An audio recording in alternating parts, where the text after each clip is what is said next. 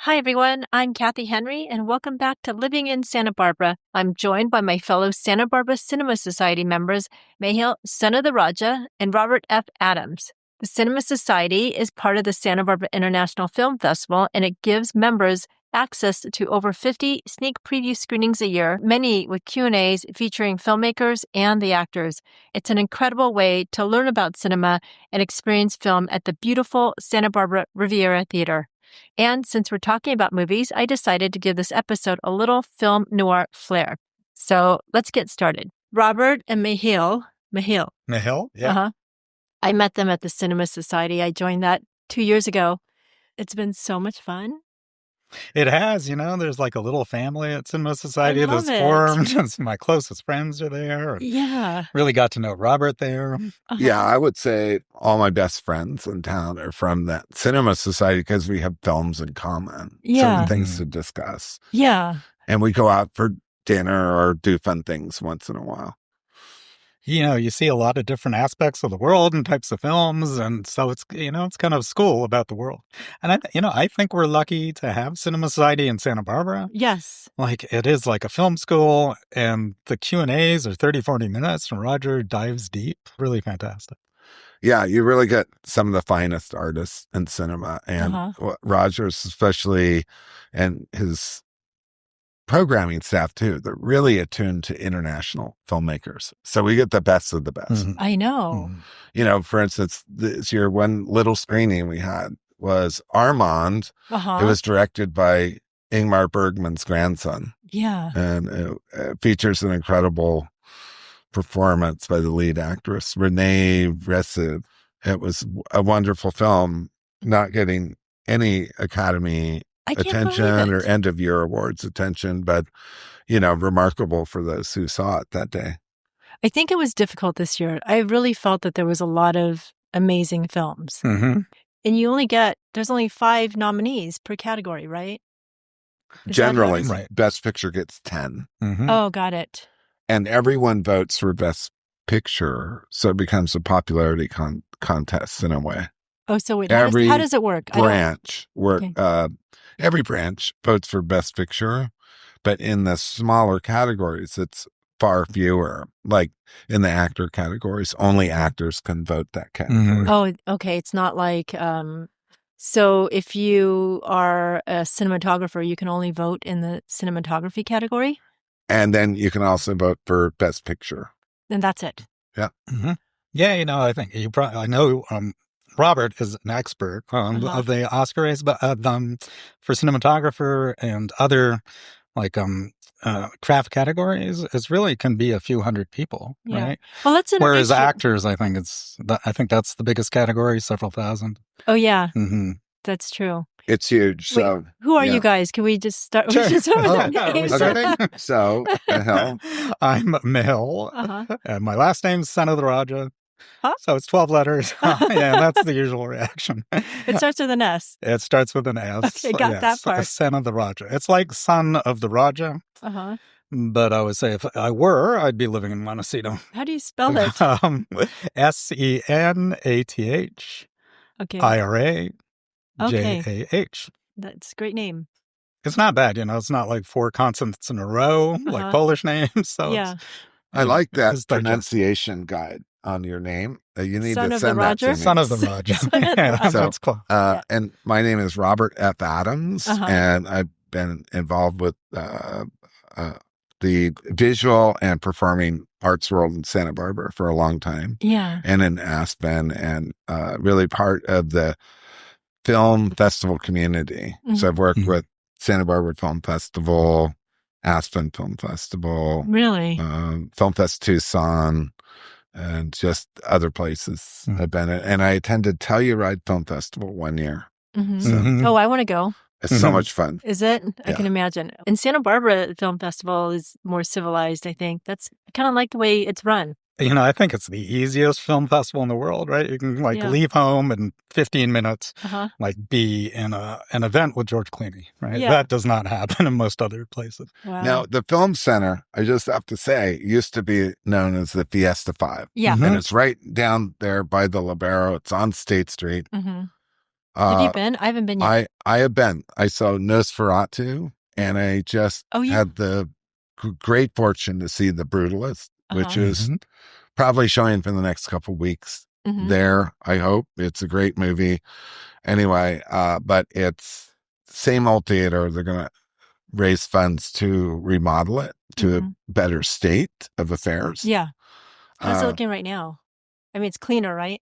It's cleaner, and I'll tell you, I walked into The Brutalist. It was absolutely packed. And you're kidding. That's amazing. Theaters. People have been waiting, like me, for a couple months to see it since we first started hearing about it. So I forgot that we get a preview. So as Cinema Society members, we get to preview the movies before they come out. That's amazing.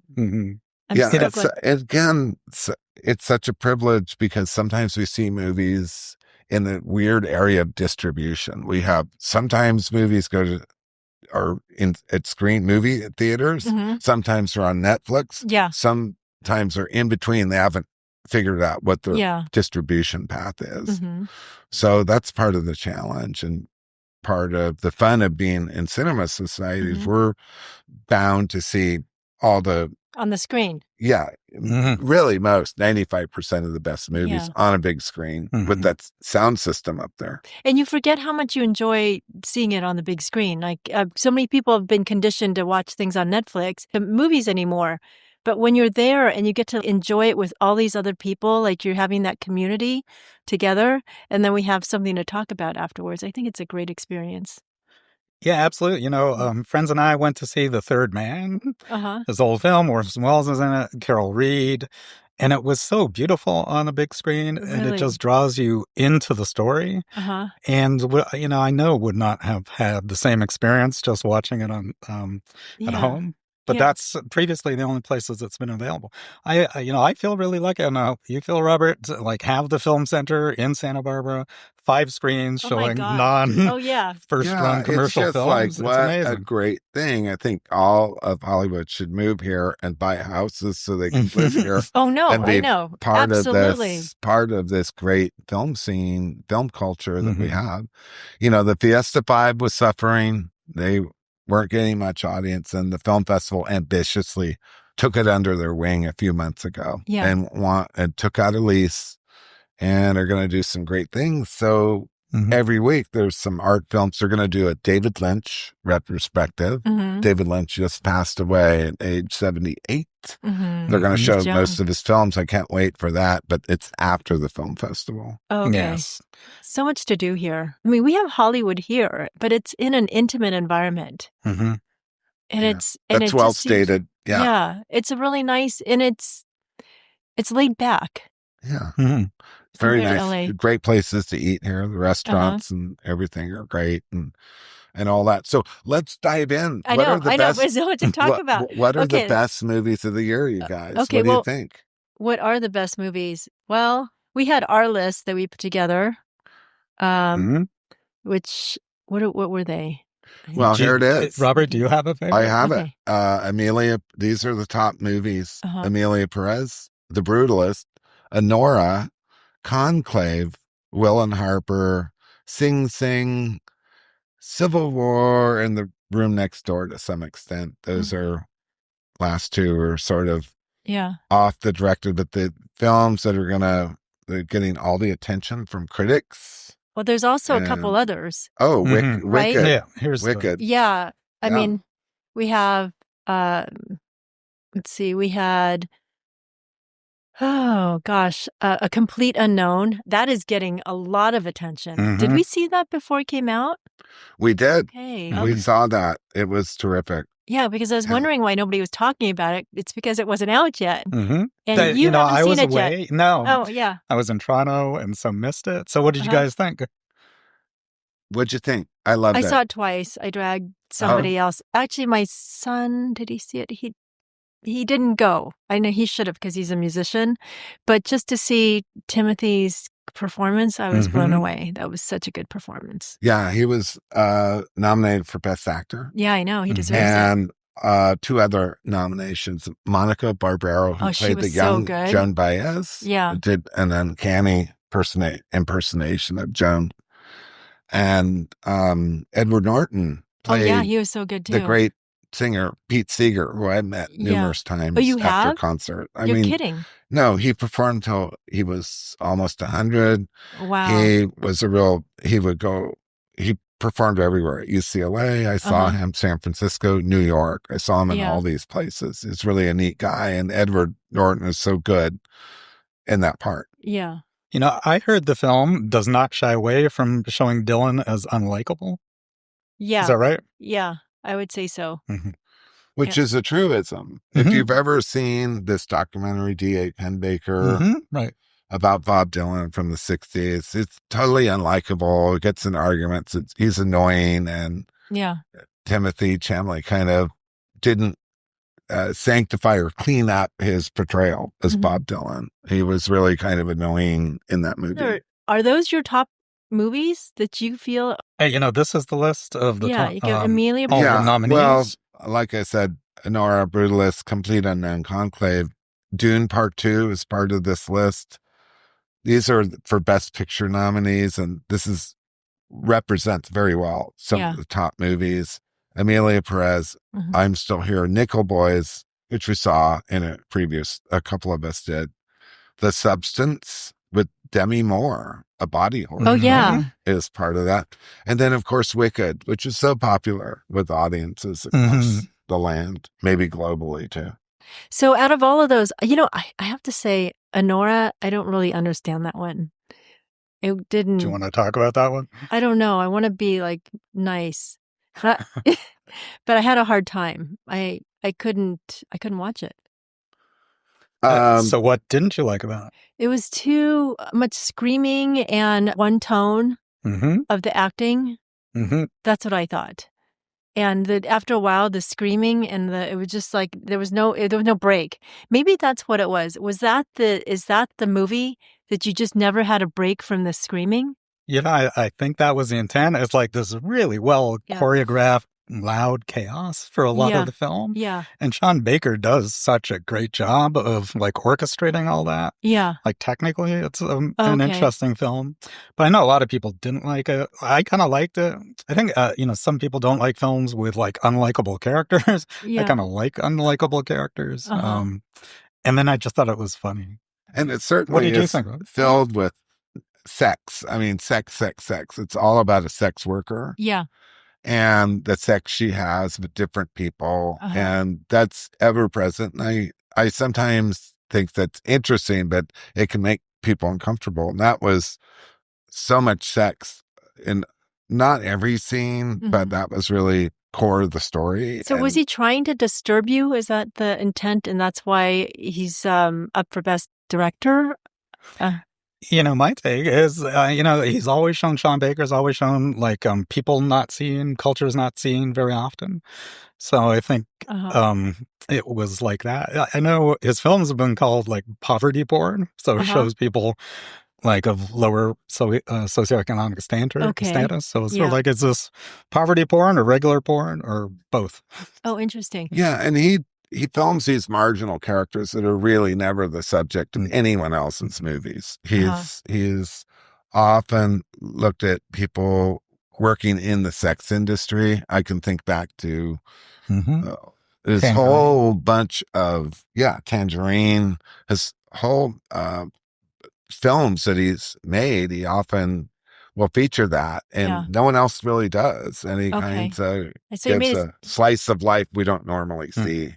So that's a name he's made for himself. Because I'm new to cinema. I just started watching films really 2 years ago. I kind of had not gone to movies for a while. And then because of COVID or because no, just because I was too busy, focused on so many other things. I had a active son, and I kept him super busy, and so has it been great?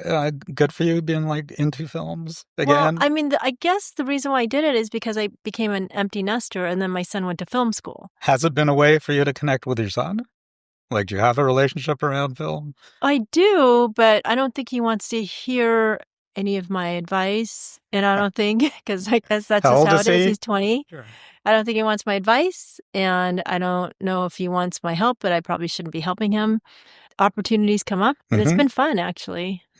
Yeah. Was there an opportunity that you wanted to talk about? Oh, that opportunity? No. No. Yeah, you can't. Well, one of the things about the Cinema Society is you can actually meet.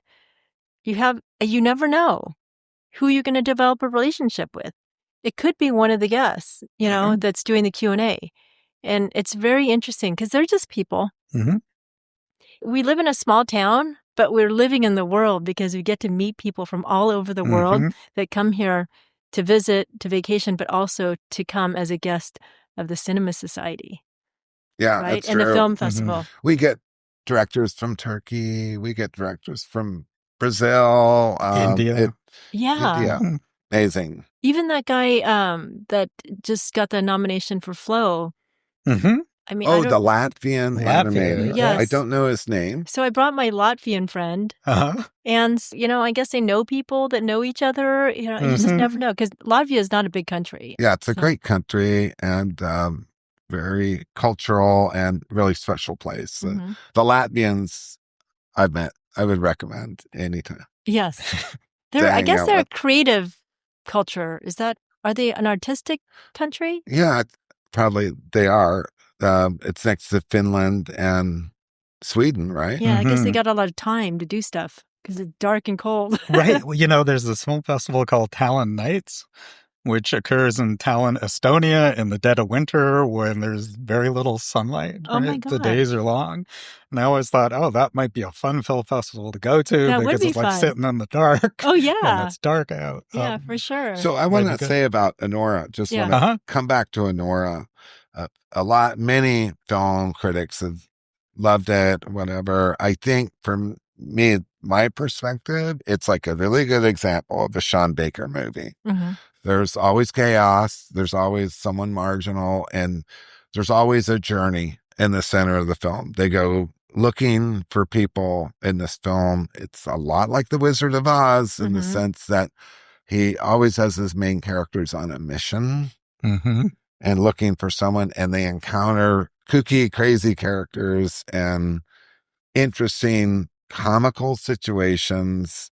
So it's a formula. It's almost like a formula. And I think this is a good example of how he structures his films. And so if you look at that, I think they're trying to honor Sean Baker by doing a typical, wonderful, chaotic, dark comedy Sean Baker movie. Okay. I think that's part of it. I think I need to watch track record. Yeah, I didn't finish, so I'm going to go back and try to rewatch it. But there's a lot of love for Sean Baker because he started with this film Tangerine years ago, and it was shot on iPhone.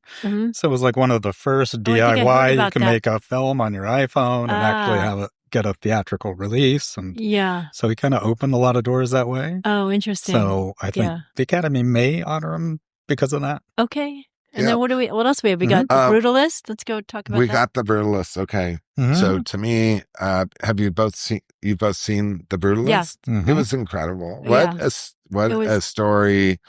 However, the architecture community doesn't love this film because they felt like history was toyed with. But I would like to remind them it's just a fictional story. It's just a movie. But they knew it was based on 3 or 4 different European architects that were working in this country. And they feel like it's not that accurate, but I felt like just follow the story. It's a real saga between when an immigrant first arrives in this country and his journey through light and darkness. But was it really like that? You know what I mean? Was it Guy Pearce that played the guy, the American? It was exaggerated. It wasn't really like that, but the story is everything. The filmmaker was trying to tell a fictional story. Yeah. So he took license with some history and some behavior. But that his character, his personality reminds me of somebody. It's just Guy Pearce. Oh my God, yeah. Someone you know? Oh my God, that is so, kind Beware. of. Yeah. I mean, not in the evil sense, but just kind of in that kind of the way he carries himself thing. It was really fun. What did you think, Mahil, of The Brutalist? I really liked it. I kind of read about it, and I tried to see it in Toronto at the film festival and missed it, and so was really excited to see it here, and it kind of exceeded my expectations. It's like this 3 hours and 15 minutes with an intermission. I don't really make films like that, but it flew by for me. Totally. Did it for you? Yeah. Yeah. It was a really good film. It was so well structured, and like you kept wanting to see what's going to happen in the next scene. Oh, and plus, I love design, too. So just to see this I'm like, oh, my God, that's such a great, room. Here it is. I'm just going to say the essence of this popularity of this film with certain audiences as they are into design, they're into good acting, they're into history. I think it really appeals to really intelligent people that live in the world that live in a nice world of design and architecture and art and relationships.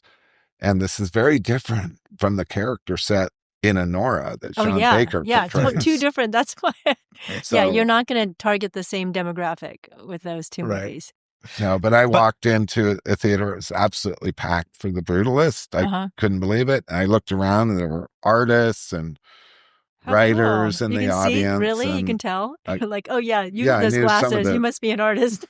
And they're all waiting for this movie. And, but it's, it is long. I know Robert is very knowledgeable about architecture, landscape, and otherwise. I can imagine. Can I ask you, Robert, what was the controversy about the architecture, and do you like brutalist architecture? I love the adventure that was done with architecture in the 20th century. I love the experimentation and minimalism. But the brutalist shows the brutalism architecture, but maybe it's not as pure as history really was, but it was kind of based on a church that an architect from Europe designed in Minnesota. Yeah. And they switch everything to Philadelphia, the countryside of Pennsylvania. So how would you describe brutalist architecture? Well, it's very minimal for one. It's almost like fascist type of architecture. It uses a lot of concrete. It touches on a lot of very modernist, minimalist themes. But also what's the word? Like a monstrosity kind of thing. That's a negative word, but a lot of people have used that. Well, it's very different. It's not like... it has that kind of tone. Severe. Yeah. Large scale, and facades or non-human scale. But, so it's very interesting architecture. And I think people are kind of fascinated to learn something about that history. Yeah. And there was this huge impact that these European architects made on design in this country. Well, still, and for that type of architecture, they found commissions, they found clients, they found corporations to do this work. I actually Googled where is is there brutalist architecture in Santa Barbara? And it came up with UCSB, Stork Tower. Oh, yeah. And then it referenced Munger Hall. I don't know if you remember that project. It was this big proposed dorm that finally got killed. Oh, that one without the Charles windows. Munger, yes, without the windows. And now it's going to be this modern brutalist monstrosity. Crazy. What would that be like? Oh, my gosh. But I think it was good for audience to see a different kind of architecture that was shown in The Brutalist, like something very different. Especially that library they created, where they took away this traditional library and made it so minimal. Should we do spoiler alert? Single spoiler alert. Oh, yeah, spoiler alert. But if you go to The Brutalist, look at the architecture. It's it'll be shocking because it is so minimalist. But it's so interesting. Yeah. All right. What other movies do we have? Let's see. So probably Emilia Perez, right? Oh, yeah. Let's talk about It's a top contender. What do you think, Robert? So well done. So well done. And I think that's the favorite right now to win an Academy Award. Seriously? They have the right kind of influencers on that. I don't know. It looks like it's lining up to be the favorite. that doesn't mean that'll happen. What I like to say is like the Oscars, like look at, the top 10 or top 8 or something. And it doesn't matter who wins, because if you're in the top 8, you've achieved a lot and your film's probably worthy. So that you don't being have to win said, the Oscar, I know. What's that? Yeah, just getting a nod or a mention. It's super important. So even though something may not win Best Picture, in years down the line, it may be considered kind of a classic. Especially as a foreign film. Like, I'm sure it's the foreign film that's gotten the most nominations. Did you see it, Kathy? Yeah, I did. Yeah. I think I saw it twice. It was interesting that he did some things that were just not perfect. Like some of the singing. It was intentional, obviously, but that kind of surprised me. Are you getting at the fact that when they sing as the characters, they don't have like perfect voices? Yeah, like some of the other characters. A little bit messy. Yeah. Not like Wicked, for instance, where you had veteran performers that are so good. Yeah. And polished production. Yeah. The songs have been criticized as not very good. Yeah. And they're interesting mix of songs. But do you remember El Mal, where Zoe Saldana comes out in this red velvet suit? El Mal? That's the song. And it's nominated for, I think, Best Song. Really? Yeah. But that scene, just the way he shot it, just popped out at me. I was like, sort of went, wow. Just because of the way it was edited and shot, it's so kinetic.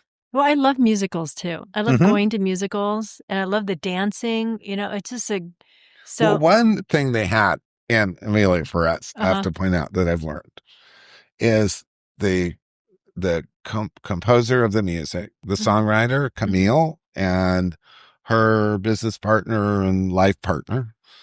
I don't know what his name is, but when they had Selena Gomez, who plays a major part as the wife of she did a the great drug job. cartel leader. Yeah. She was great. They worked with her back and forth to create a custom song for her that was in her style.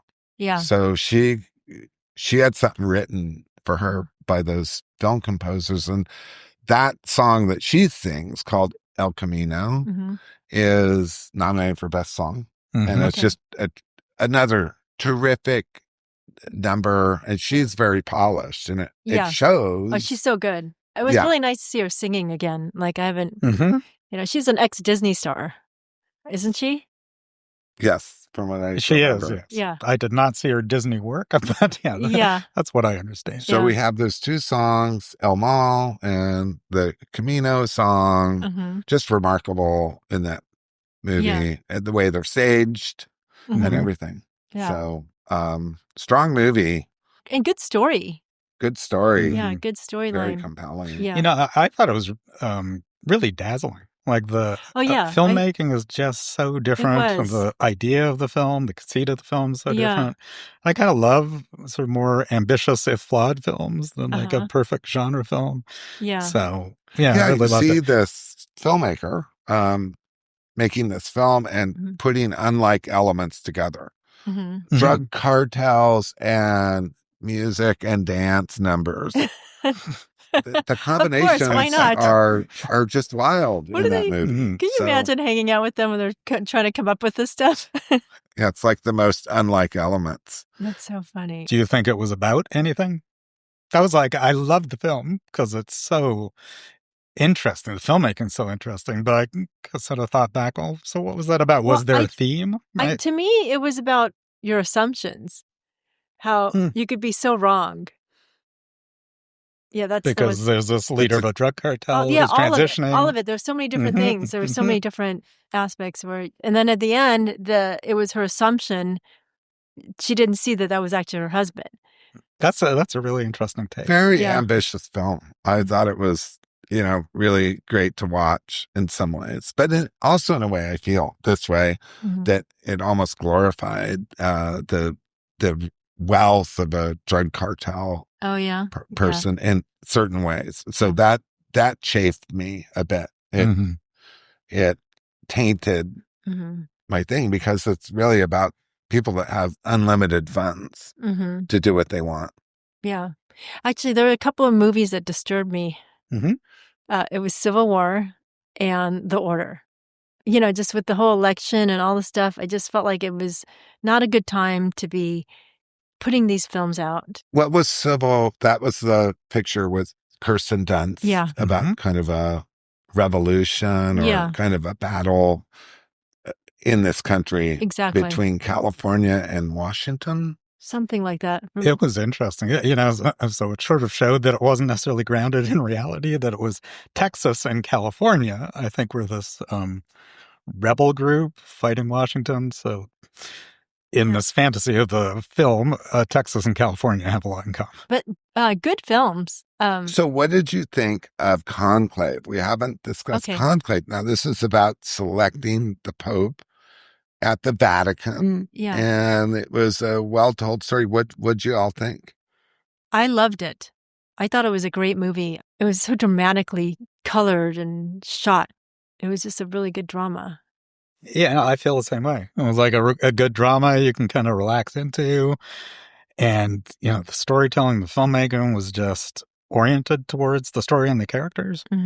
And it was, I sort of thought, hey, this is kind of like a competition documentary. It's like cardinals on cardinals competing to be pope. And there's some of the same drama of a competition. Does that really happen? Who knows? It was a fictional story based on a book. Yes. So, but obviously really well told in the filmmaking style with great acting from an ensemble cast, really, including Ralph Fiennes, who's going to be having a tribute at the upcoming film festival in a week or so. Yeah. Did you like it, Robert? I loved it. It's a movie. It was. I was always aware that it was a movie, but I just thought it had a really good flow. And this director, Edward Berger, directed All Quiet on the Western Front a couple years ago, and such a good storyteller on film. He just beautiful cinematography. Like the shots were chosen really well, and the coloring I thought was, I thought it was great cinematography. And the composer again, he did the score for All Quiet on the Western Front. For this Conclave, he used weird instruments that he discovered. He's one of the most interesting film composers out there. Was he a guest? Yes. Okay. Yeah. Actually, you can see all these interviews, these Q&A on YouTube. So anybody who's listening, if you want to listen to some of the Q&As, it's on the Film Festival channel, right? Yeah, absolutely. Yeah. And I've gone back and looked at a few of them, and they are such a good film school. Oh, totally. Yeah. So what did you guys think of Sing Sing? Oh, I loved it. Yeah, me too. Yeah. What did you like about it? It was just such an inspiring story. And I don't know, the way Colman Domingo delivers his character with such kindness, it's amazing. And he's actually like that in real life. He's just such a kind soul. That's what I loved about it. Yeah, me too. You said, hey, it was a movie about Conclave. This, I thought, was a movie too. It's like really interesting characters and story and dilemma. Yeah, it was such a well-told story. It was based on a book. I think it's up for Best Screenplay Oscar. But it was just such a good story done on such a limited budget. You could just see. What was it? What was the budget? It was small. $1 million? You can tell. 3 million? Maybe one that's, I don't know for a fact, but you can tell it had a great story and a small budget, and it was a passion project. It was this is not a spoiler, but the subject is people in prison doing theater and the things they discover about each other and themselves, and the transformative effect of doing theater in prison. And it's something that the actor Tim Robbins has done for decades, has worked with theater in prisons. Yeah. But this filmmaker, director, really brought a great ensemble cast, and Colman Domingo was great, but so was everyone else. Well, the ensemble was actually prisoners. Yes. Real prisoners. Yeah. And that one guy, remember that bad guy?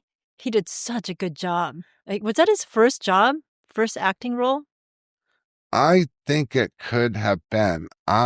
He may be up He for should be up. best Is he up? supporting actor. Let's just check the list. No, he didn't make that list. You're but kidding. He really should a great have. splash. Oh, there were so many people that deserved to be on the list. You know, he was so scary, Yeah. but vulnerable at the same time. Mhm. And for a non-actor to do that, I thought was remarkable. Yeah, I think he should have been. I mean, did they even talk about him as being a possible nominee? They did. He made. He's going to get film roles as a result of this appearance. Mm-hmm. I know Coleman Domingo is going to have a tribute for him and this movie at the film festival. Mm-hmm. Again, that's going to be about a week and a half from now, toward the end of the festival. Yeah, and this actually, this podcast might not air until next week, but so just FYI. Anybody who's listening, that might be in a few days. Yes, or it might have been yesterday. Yeah. Let me ask, I did not see Wicked. Oh, yeah. What did you both see Wicked? I did.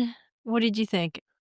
I wasn't familiar with it, but I thought they did a great job. I was really, it was so popular with audiences, but I found a lot of appealing parts. For me, the Ariana Grande character was such an original. Oh, she was so good. And so unique. Yeah. And the way she was. And Cynthia Erivo, just, she's up for Best Actress. She's grounded the whole thing with this strong, deeply felt, interior, believable, credible performance. She really grounded things. Yeah.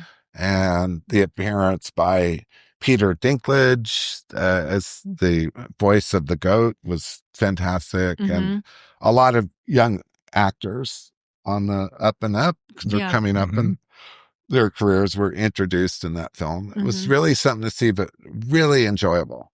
I mean, it's not the type of movie I go to see, so, but it was really good. I agree. I would say it was really good. Yeah. But, you know. Yeah. What about The Substance? Should we talk about that? Did you see that? I did not see that. Okay. Substance was hard for me to watch. It's a kind of a body horror film along it was the lines of a lot disgusting. Of blood and some weird body parts and nudity, but also body parts and kind of an exaggerated style. Think of that Dennis Quaid character running the show as a producer of the show, and how exaggerated that performance. Not my kind of movie. I like quieter, more deeply felt kind of movies. It was really had a style to it. What'd you think? Are there holes in that movie? I find holes disturbing. Like plot holes? Yeah, I don't know, but I think it was in her skin, or maybe her, I don't know, maybe it's just it kind of made me feel like that. Where you're watching something that disturbs you but fascinates you at the same time. So these were holes in her skin? I don't know. There was something going on with her. There was a lot of darkness. There was something going on with her skin. There was stuff going on with skin. They had coming out of their skin. I don't want to do spoilers, but there was some wild stuff, wild images in there, like when they eat meals, just wild stuff. And it was like very far out there. And, you know, Demi Moore was good. Margaret Qualley playing a young version of Demi Moore was terrific. Oh, yeah. Let me ask you, I think she is favored to win Best Actress. Really? I know her speech at Golden Globes was, amazing and so well received. Let's see, do you think she will win, or do you think she deserves to win? I think she does. Why is, let me see the Oscar nominees. I think there were so many great actresses. Who are all the actresses that? Okay, this is a great category this year. Cynthia Erivo in Wicked, Carla Sofia Gascon, a Spanish actress, in Emilia Perez as the lead character. Yeah, that was just very compelling. Well, that's also interesting because she's born? She was The youngest of the whole group is Mikey Madison, who plays the lead character in Enora. She's like the young. That's amazing. Just a great performance. What a great opportunity for her. I mean, to play that role. Mm-hmm. It's really. the film really depended on her and her performance, and she pulled it off, and it was really complex. Mm-hmm. And then Demi Moore, at age 62, she's probably going to win the Oscar, but doesn't matter. And then what I think was the most touching performance was Fernanda Torres. Oh, yeah. And I'm Still Here, which was Brazil. Brazil? Yeah. Okay. Yeah. Brazil. She's such a... And that was amazing. And we got to meet her at Cinema Society. Oh, yes. Mm-hmm. And she's so accomplished, and the role is so rich, showing that's my style of performance. But this is a very strong category. The actresses just ruled the roost this year. I know. I mean, so why do you think Nicole Kidman didn't get a nomination? Because there was just too many? Yeah, she was in Baby Girl. Yeah. I didn't really love Baby Girl. And it was maybe more a commercial film. Yeah. But, I don't know. Maybe because it was too commercial, the film? Yeah, or maybe it was an Academy film. But I don't know. Did you know, Robert, is there love for Nicole Kidman within the Academy? I don't think so, because she's been in the Oscar conversation for so many years. Uh-huh. I think they're a little bit tired of her, Has she won? Meryl Streep. Yeah, she won for The Hours, I believe. Oh, right. She played Virginia Woolf, and she was terrific. So she's already won. But she's been in this Oscar conversation, sort of like Cate Blanchett, year after year. Mm-hmm. And I think that the Academy is just kind of looking for new territory. Mm-hmm. There's also The Room Next Door, that performance. What'd you think? Tilda Swinton was terrific in The Room Next Door. Amazing. Playing someone that wanted to commit suicide. Yeah. And, but it didn't get great distribution. You didn't see it, but it was a classic performance. Deeply felt. Mm-hmm. It was Tilda Swinton and Julianne Moore, right? So two of the greatest actresses playing together. Yeah, and it was a really interesting film. I mean, the film is about death. Yeah.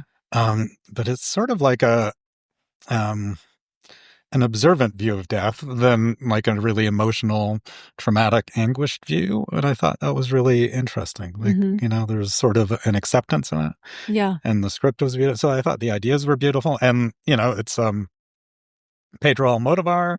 So the set design and the clothes were all really gorgeous. And the amazing. house. And this was his first film in the English language, even though he actually filmed the whole thing in Spain. Supposedly it was set in the U.S., but some of the settings, the lighting, the music were all wonderfully crafted. And it was a very watchable film, but in a very sensitive, difficult subject matter. Yeah. How do you say that? Euthanasia? Euthanasia? Yeah. Euthanasia is a difficult subject. Yeah. And he was here to do the Q&A, and I got to meet him. We got to meet him, right? Did you? I'm trying to think if I talked to him. I did not talk to him. Did you talk to him? Yeah. He's Pedro Almodovar? Yeah, just like some regular dude. With a crazy imagination. One of the masters of Spanish cinema. His body of films is incredible. And one of the great international directors of our times. But you can tell his love for art because he was talking about art. There was something about the art on the wall in the film. I can't remember what it was. Art on the wall and the colors, just the bold colors he uses and the settings he uses. I mean, you talk about modern architecture. He featured the main house in that film was a great example of modern architecture. That house was kind of a character, right? You see it all the time, and it's beautiful.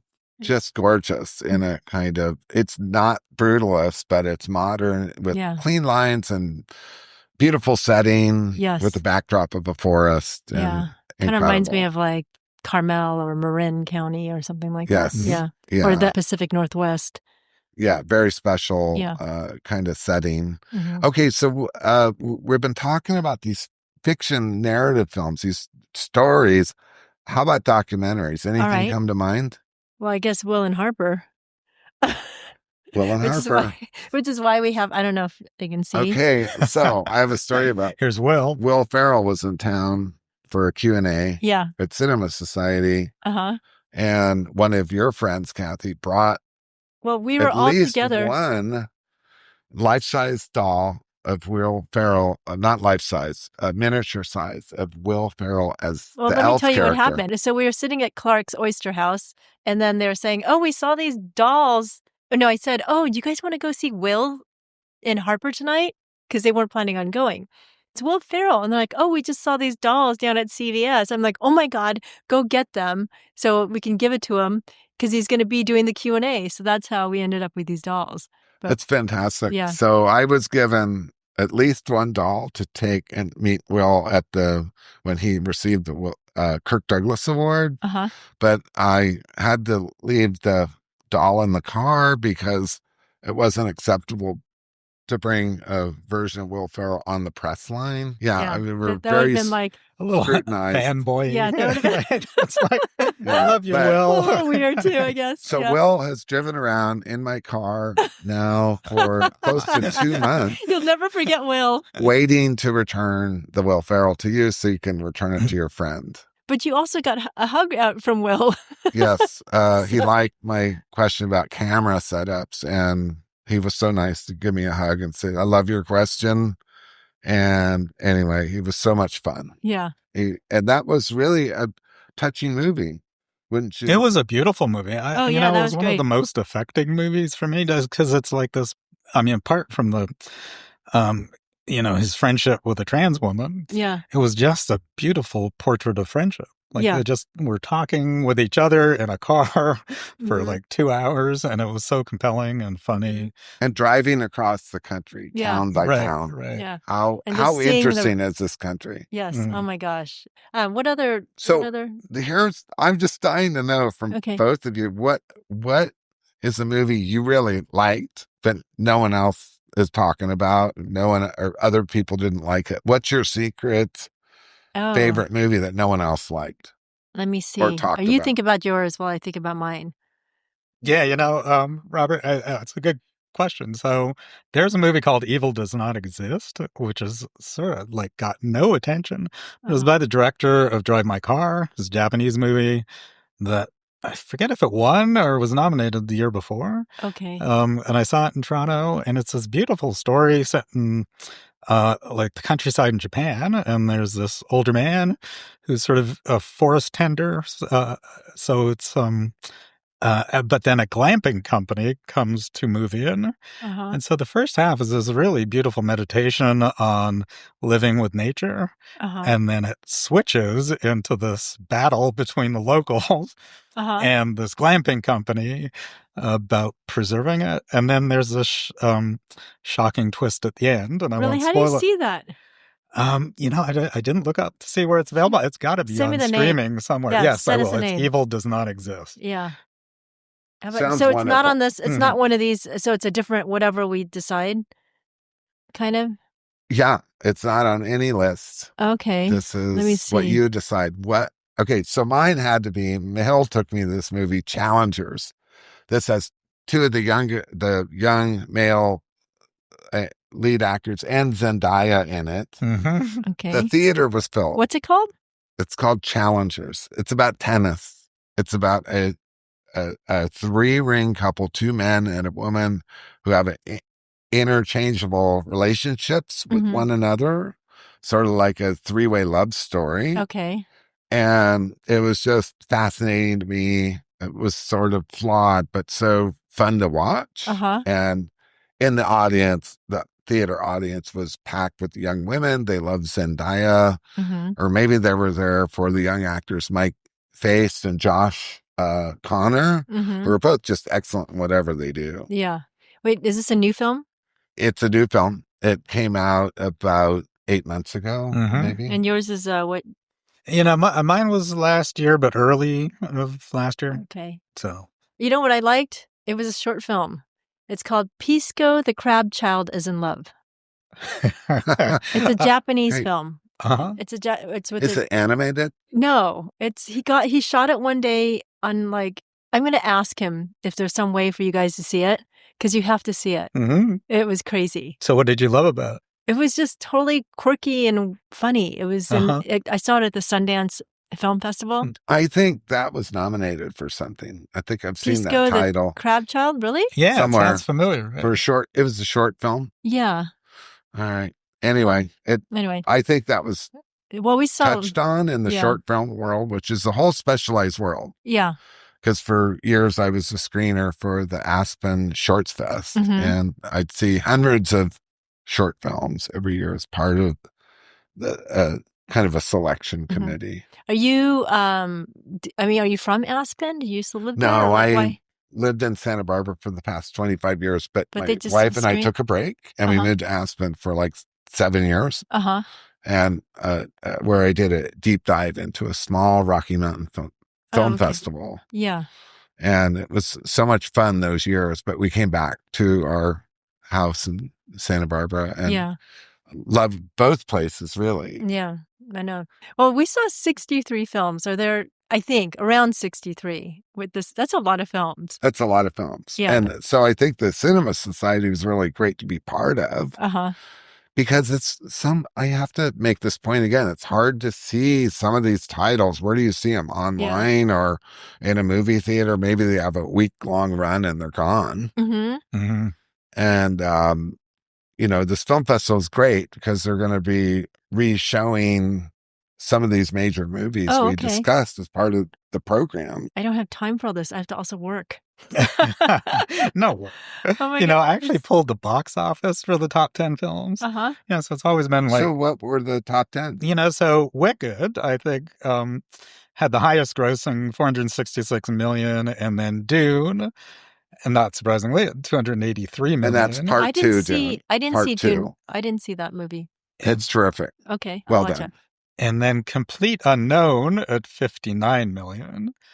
And then it drops like significantly to Honora at 32 and Conclave at 32 million. And The Brutalist, only at 6 million. What? You mean for the life of the film? I pulled this, it's from AP and it was last week. So the 20 years only got 6 only 6 million. 6 million? Yeah, I'm not sure. But here's the thing about Brutalist. It was just released. It's filling theaters. Okay. That's what I heard. They're shocked at the people coming to see The Brutalist. So but usually this first is the beginning story of The Brutalist. It's because it's long. It's not programmed in every town. Oh, yeah. But where it is programmed, I understand. I just read something where it's just filling the houses. Just like here. I walked in, place was packed. Like Challengers was packed with Zendaya. That was packed. It was that same level. I couldn't believe the number of people. No, I think that's part of the reason the Academy might pick Brutalist. So it was made for $10 million, right? Amazingly. Yeah. Because it looks like it costs a lot more. And I think the principle is if you can make a film about like as arcane a subject as Brutalist architecture, this period piece, and have people come and it makes money, then that opens up, a lot of stories for filmmakers. And, hopefully producers and studios to actually fund those kind of films. Yeah, because right now I think it's always been the studio's rule, but it would be nice to see more art in film. Yeah, look at this story about Flow. Flow is animation, feature-length animation from Latvia. Yeah. Okay. It's become everyone's favorite, but the thing is, Disney's not behind it. No, he did it all himself. He did it all himself. With pretty much. Even a small crew, but that is really making waves. I find that encouraging. I find that diversifying. So many years, some kind of Disney or Pixar does some animation that gets all the votes and wins. Yeah. I'm so happy to see Flow. From what I understand, I haven't seen it, but I understand it's beautiful to watch. There's no language spoken. It's mainly visual and music, and it's just making a splash worldwide. So look for that to win the Best Animated Feature Film Oscar over all the bigger production companies. Yeah. I'm just incredibly thrilled to see that. We have to break the Disney cabal. Oh, yeah. Or the Pixar cabal on the feature-length animation. Yeah, I agree. Movies. Yeah, I loved it too. You know, it was such a gentle movie. Yeah. I just relaxed into it. And, you know, and thematically it was great. It was about overcoming fear. Mm-hmm. That's a powerful theme. Yeah. Mm-hmm. So should we end on that and let's see what happens after the film festival? Should we do this again after the Oscars or? Like a postmortem? Yeah, what do you think? If your audience loves movies as much as we do, why not? Yeah. I mean, sure, yeah, we'll be paying attention to all that happens at the Academy Awards. Are the three of us going to bet on, like, picks the winners? Who's gonna win? And what are we going to bet? Let's see. How about the elf doll? Yeah, I winner think gets the elf doll. I don't know. Eventually, or loser gets the elf doll. The loser gets the elf doll. We need to keep it. Do not return the Will Ferrell elf to your friend because we're gonna. They already have one. They already have one. And then next year it'll become an ongoing funny. thing. But I want to thank you for having us on. And, we love talking about movies as much as you do, Kathy. It's fun. Yeah, thank you so much, Kathy. Yeah, no, it was really delightful fun. I'm so to be glad on. we got to do this. Get to know you guys a little bit better. Mm-hmm. So, all right, what are we picking a winner? Do you want to do it now? Or? Yeah, let's just figure it out. Okay, let's go around. Kathy, who's winning? The best picture? Yep. I think it's going to be Emilia Perez. I'm going to say Brutalist. Oh, really? Or you can't Nora? change. Okay. I'm going to say The Brutalist. Really? I'm going to say The Brutalist. It was very ambitious and holds together. All right. But before I saw The Brutalist, I thought Conclave was really the best movie of the year. Yeah, that's a good movie. Should we just do Best Picture or Who's going to win Best Actor? We got who's up? You got who's up? Timothy Chalamet for A Complete Unknown playing Bob Dylan. He's going to win. Adrian Brody playing the architect in The Brutalist. Yeah. Coleman Domingo playing the theater guy in Sing Sing. Good performance.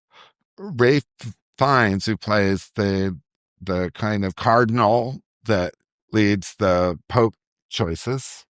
And Sebastian Stan in The Apprentice, which he was never so saw. Good. We didn't talk about that. Who did he play? Wait, he was Donald Trump. Donald Trump, right? Mm-hmm. He was so good. He was. You have to watch it. Even if you hate Donald Trump, you have to watch it. It's a good film. We've got to talk about that. Yes. That was a really good. He's not going to win. Who's it's winning? Timothy. He's been out doing Saturday Night Live. I mean, he's out there. Yeah. Marketing, and his PR guys have him out, so he's going to win. That's what I think. I'm going to say Adrian Brody. Okay. He's got a body of work. I think the Academy wants to honor it as part of The Brutalist. I think it's going to be Timothy Chalamet because he's working the room. Totally. He's everywhere. He's everywhere doing it. He's such a nice man. I've had the opportunity, young man. I've had the opportunity to meet him 3 times. Okay. He's always so nice. Yes. And he's going to win. Like Demi Moore is going to win Best Actress. She is treating people well. Mm-hmm. She's going around meeting and greeting people. Mm-hmm. Those two are out working the room. They're working the room. And actually, Robert, you said she was just announced that she's doing something at the Santa Barbara Film Festival, right? She's what is that? There. They're going to show The Substance, and she will be there for a Q&A. Oh, that'd be great. And it's just something that came up just overnight. So you could tell her agents and her Oscar campaigners are working behind the scenes. Totally. To put her in front. Yeah. All right. Well, I guess I'll see you guys soon then. Thank you. And we'll figure out who gets elf. Come back to talk about movies. Okay, sounds good. All right.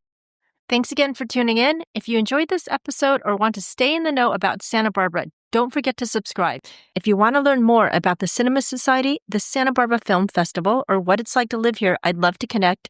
And if you're thinking about moving to Santa Barbara or need help with buying or selling a home, please reach out to me. You can click on the link in the description.